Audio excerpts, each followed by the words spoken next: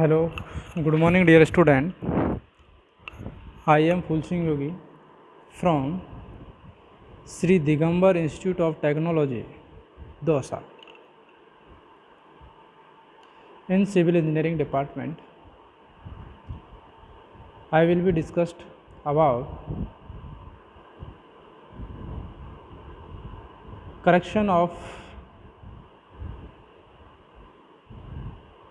chain, tape correction या chain correction. This video number 15 in survey subject. RTO BTech third semester syllabus. According to this video is represent and tape correction.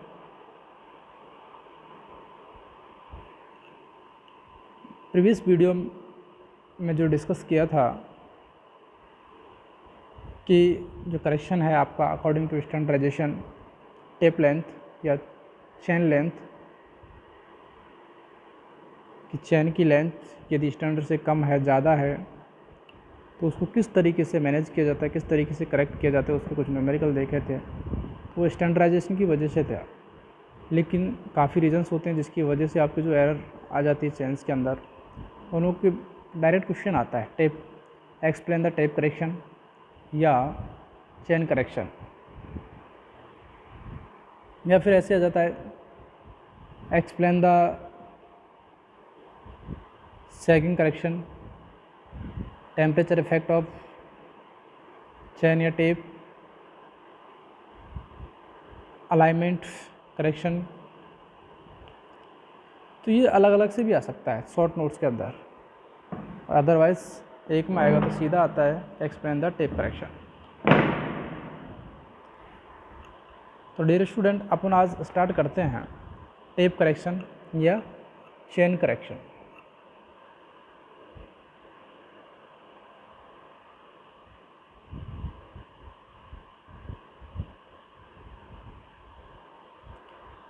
तो आपका topic रहेगा, point रहेगा tape correction. Tape correction,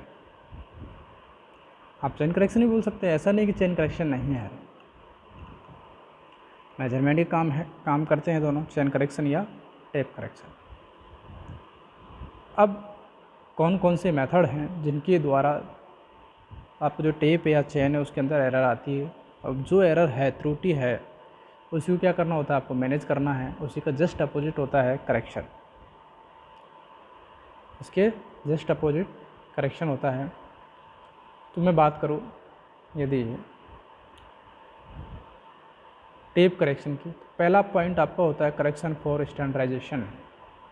correction for standardization यानी कि आप ये कहें कि जब स्टैंडर्डाइजेशन किया गया था चेन को,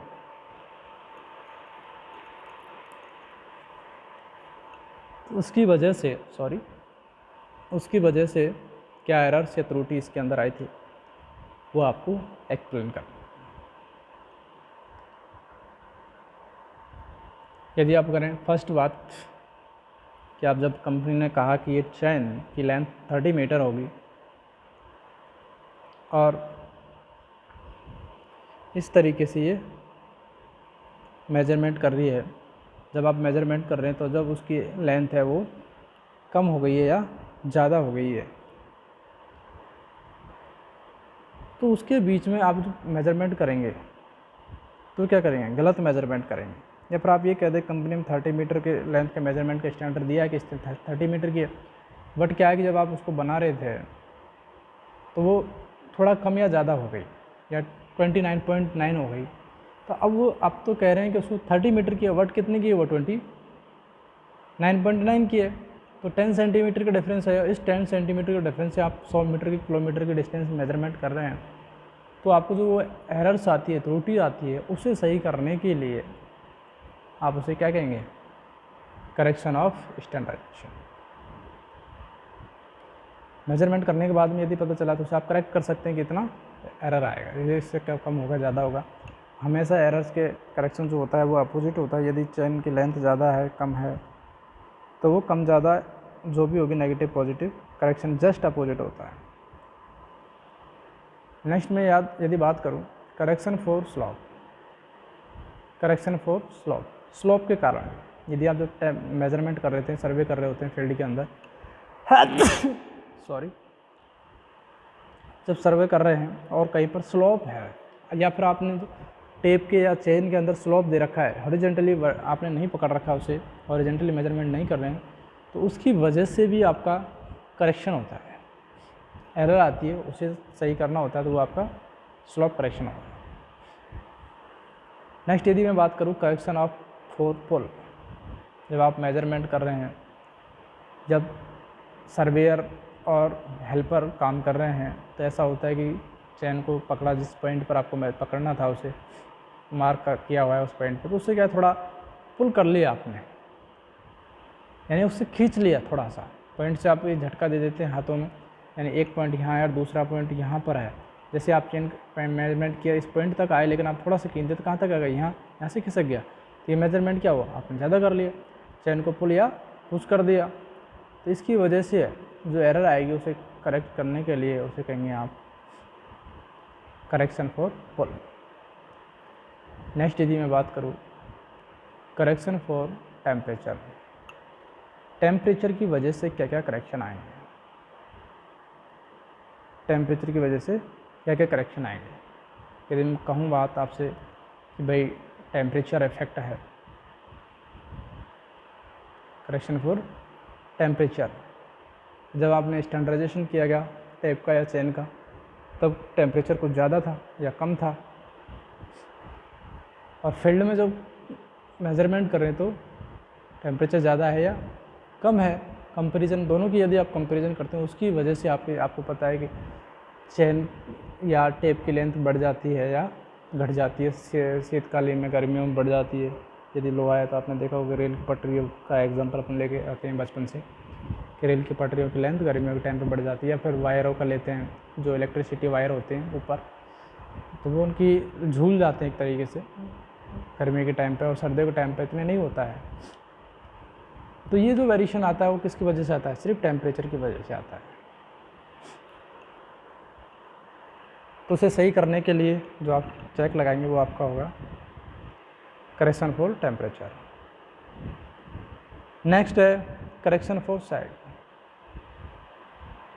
सैग करेक्शन, यदि आप कहें कि कोई रस्सी वगैरह है, जैसे अगर आप दोनों पॉइंटों को पकड़ लेते हैं, स्ट्रेट पकड़ लेते हैं तो ये इस तरीके से दिखेगी, बट आप ढीला पकड़ते हैं तो ये कैसे झूलती हुई दिखेगी, सैगिंग में दिखेगी इस तरीके से, तो इसे बोलते हैं सैग करेक्शन। जब आप मेजरमेंट करेंगे तो वो रॉन्ग मेजरमेंट होगा, यदि वो आपने कैसे पकड़ रखा है, सैगिंग प्रॉब्लम में पकड़ रखा है, सैगिंग कंडीशन में पकड़ रखा है, तो आपका जो करेक्शन जो होगा वो अलग होगा।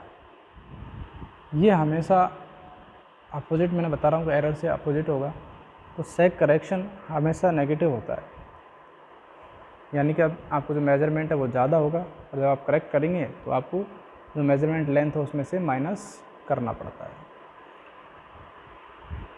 नेक्स्ट करेक्शन है करेक्शन फॉर मिस अलाइनमेंट्स।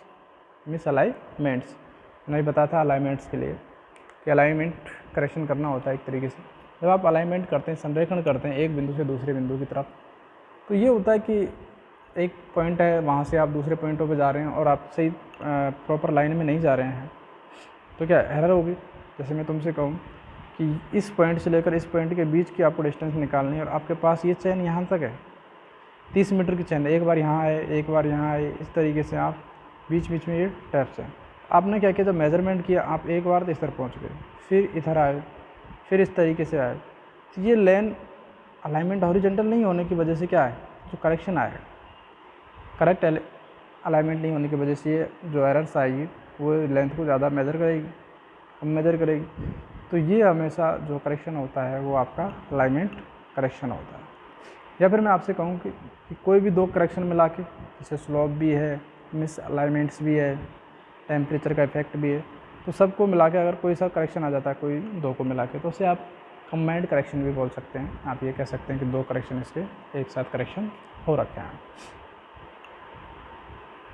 तो आप फर्स्ट बात करेंगे, पहला पॉइंट लेके चलते हैं अपनी, correction for standardisation. Correction for standardisation कि स्टैंडर्डाइजेशन को, करेक्शन को किस तरीके से ठीक किया जाता है। This correction is need to be applied when absolute और the true length of the tape is not equal to the designated और nominal length of the tape. यदि आप ये कहें कि जब आपने डिज़ाइन किया गया था, बताया गया था कि इतनी मीटर की लेंथ है का टेप है या चेन है, और वो यदि एब्सोल्युटली जब नहीं है, अब फील्ड वर्क में आप काम कर रहे हैं तो उसकी लेंथ उतनी नहीं है या कम ज़्यादा है, तो उस तरीके का जो करेक्शन होता है वो आपका स्टैंडर्डाइजेशन करेक्शन होता है। यदि मैं आपसे कहूँ let is small L designated length of the tape, आपने कैपिटल मानी थी उसमें, capital L, actual length of tape ये स्मॉल एल डैश, उसमें कैपिटल एल डैश मानी थी, ये होती है। यदि दिस करेक्शन इज़ पॉजिटिव, यदि करेक्शन हमेशा पॉजिटिव होगा कब, जब आपकी actual length of the tape जो प्रेजेंट टाइम में आप डिजाइनिंग कर रहे हैं वो लेंथ यदि ज़्यादा है किससे, डिजाइनेटेड लेंथ से। एक्चुअलिटी वाली जो आप लेंथ है वो आपने जो डिज़ाइन की थी कंपनी के अंदर उसकी लेंथ से ज़्यादा है, तो हमेशा आपका जो करेक्शन होगा वो पॉजिटिव होगा, क्योंकि एरर इसके अंदर नेगेटिव आएगी। और करेक्शन इज़ नेगेटिव कब, जब आपका ये डिज़ाइनिंग लेंथ है वो ज़्यादा है और एक्चुअल लेंथ कम है। इसे फाइंड आउट करने का एक तरीका भी है, फॉर्मूला भी है। आप ये कहेंगे कि the correction in the measurement length capital L is L dash minus L into capital L upon L. इसके माध्यम से आप क्या निकाल सकते हैं, मेजरमेंट कर सकते हैं स्टैंडर्डाइजेशन ऑफ करेक्शन का। नेक्स्ट यदि मैं बात करूँ second correction, correction for slope, slope के कारण। यदि जैसे फॉर एग्जांपल मैंने बताया कि यदि आप यहाँ पर हैं, एक पॉइंट यहाँ है, ये दूसरा पॉइंट यहाँ है, तो आपने किसको कैसे पकड़ रखा है, इस तरीके से पकड़ रखा है, जबकि हॉरिजॉन्टली कौन सा है, ये डी है, ये हॉरिजॉन्टली डी है, बट आप इस तरीके से एल लेंथ पर ले रहे हैं इसको, तो एक्चुअल में ये यहाँ से यहाँ तक लेंथ है, डी तक, तो ये वाले, तो आप ये स्लोप करेक्शन के अंदर आते हैं। जैसे फॉर एग्जांपल के लिए यदि मैं कहूँ let's capital L slope distance, that is distance measured along the slope, जब आप स्लोप के अंदर मेजरमेंट कर रहे हैं तो वो आपकी कैपिटल एल होगी। D is horizontal projection of the measurement slope length, जब आप मेजरमेंट कर रहे हैं स्लोप का, हॉरिजॉन्टली का, सॉरी मेजरमेंट स्लोप का, लेंथ का, एल का, तो वो हॉरिजॉन्टली अगर प्रोजेक्शन माना जाए तो वो आपका डी रहेगा। डी आपका जो हॉरिजॉन्टल डिस्टेंस है, जो आपकी लेंथ बता रहे हैं एल वाली, वो डिस्टेंस लेंथ ही है इसकी। और एंगल थीटा, थीटा बराबर एंगल ऑफ स्लोप, जो आपका बीच में स्लोप दिया गया है उसका कितना डिग्री का एंगल है। द स्लोप करेक्शन इज़, जब मेजरमेंट करेंगे आपको पता लग गया इस तरीके से ये हॉरिजॉन्टली आ रहा है, तो आपको पता है यहाँ से लेकर यहाँ तक जो है वो इसकी वजह से डिफरेंस है, इतना आ रहा है, तब ये एक्चुअल में कहाँ आना चाहिए, यहाँ पर आना चाहिए। तो slope correction is always under root L square minus H square कोष्टक बंद माइनस एल। इसे फाइंड आउट करते हैं, इसको जब सॉल्व करेंगे आप, एक फॉर्मूला होता है मैथमेटिकली, उससे लॉन्ग टर्म्स ऐड में होके आती है, उनकी वैल्यू माइनर होने की वजह से उसको नेगलेक्ट कर देते हैं, तो फाइनल आपको जो बचता है H square upon 2l, negative में है ये, minus H square upon 2l। The H distance between elevation two point tape, जो आप ये कह सकते हैं दोनों जो पॉइंट है आपने जो टेप लगा रखे पॉइंटों पर ए पर और बी पर, उनके बीच की जो डिस्टेंस है हॉरिजॉन्टल वर्टिकली, वो आपकी होगी एच। इस तरीके से करेक्शन हमेशा नेगेटिव होगा, विच करेक्शन इज़ ऑलवेज नेगेटिव, यानी आप ये कहें जो आपका स्लोप करेक्शन है वो हमेशा नेगेटिव होता है।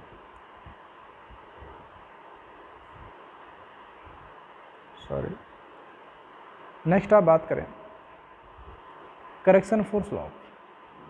अभी आपको देखा था वही है 72, जिसकी वैल्यू है ये h आपको मेंशन कर दिया था ये वाला, ये minus h²/12 negative.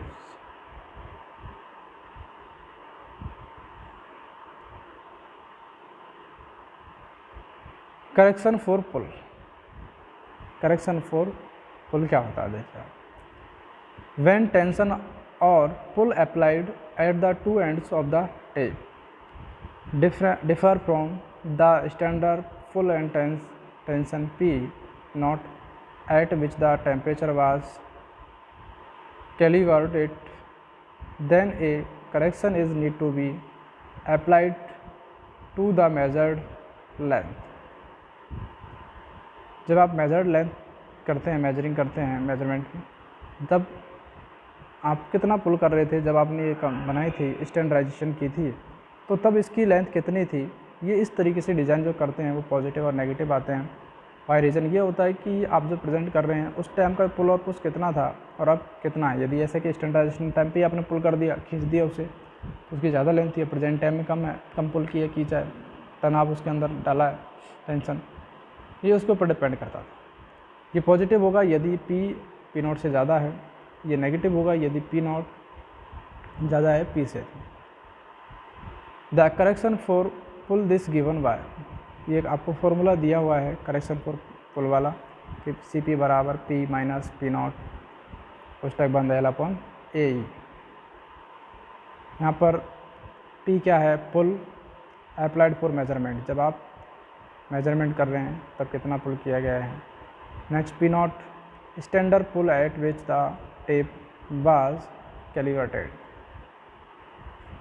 Next L बराबर मेजर्ड लेंथ, ए बराबर cross section area of the tape, जो आपको एरिया क्रॉस सेक्शन एरिया कितना है आपके जो टेप का है वो आप मेजरमेंट करें उसका।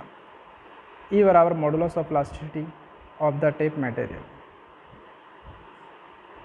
Modulus of plasticity of the tape material, जब आप टेप डिजाइनिंग कर रहे हैं तो आपके उस टाइम की जो मटेरियल बन रहा है उसकी मॉडुलस ऑफ प्लास्टिसिटी कितनी है।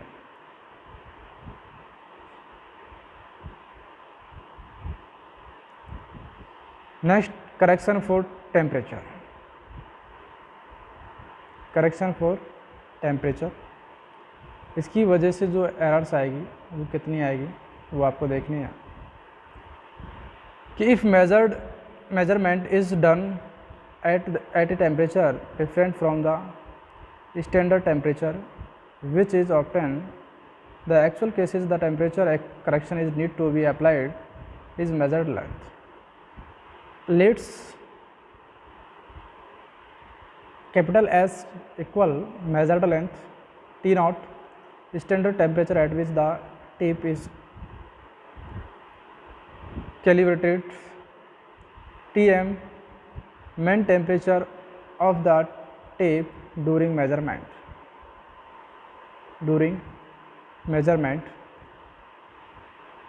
alpha बराबर coefficient of thermal expansion of the tape material,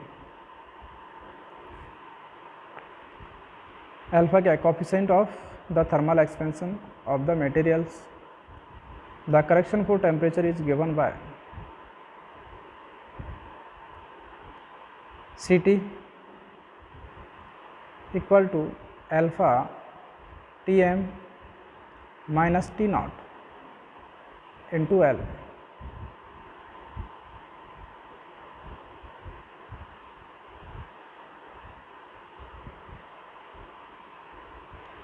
ये इस फॉर्मूले से आप टेम्परेचर निकाल सकते हैं। ये भी नेगेटिव और पॉजिटिव दोनों होता है।